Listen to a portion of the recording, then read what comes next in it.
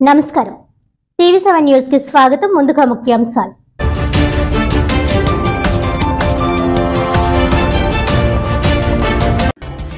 జిల్లా సాంస్కృతిక మండలి సమాచార పౌర సంబంధాల శాఖ సంయుక్త ఆధ్వర్యంలో కాకినాడ సూర్యకళా మందిరంలో ఘనంగా శ్రీ క్రోధినామ సంవత్సర ఉగాది పర్వదిన వేడుకలు। తెలుగు ప్రజల సంస్కృతి సాంప్రదాయాలకు ప్రతీక ఉగాది పండుగ అని జిల్లా ప్రజలందరికీ ఉగాది శుభాకాంక్షలు తెలియజేసిన జిల్లా కలెక్టర్ జై నివాస్।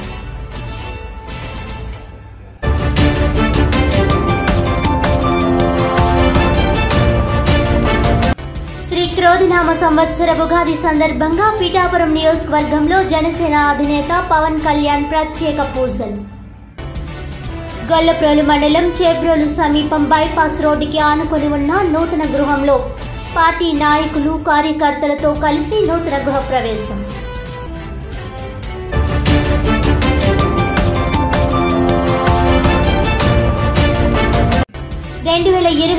ఎన్నికల్లో తాను ఖచ్చితంగా పోటీలో ఉంటా, అసెంబ్లీకా లోక్సభకా అనేది 48 గంటల్లో తెలుపుతానని వెల్లడించిన నరసాపురం ఎంపీ రఘురామకృష్ణంరాజు।